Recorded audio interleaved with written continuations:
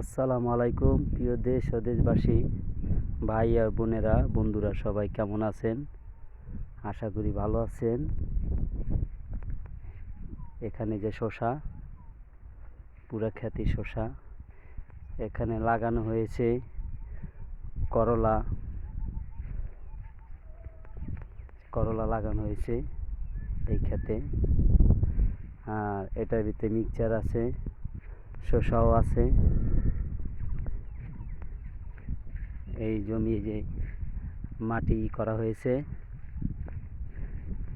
এখানেও লাগানো হবে। তো আজকে 3-4 দিন ধরে প্রচুর বৃষ্টি হয় এখানে। বৃষ্টির কারণে এই যে মাটিগুলো দেখেন ভিজে ভিজে পুরো হয়ে গেছে। যাই হোক, সামনে আছে বিভিন্ন ধরনের পেঁপে।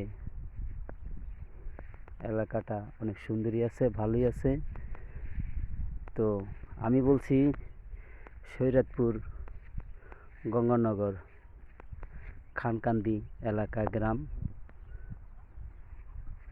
দেখেন কত সুন্দর।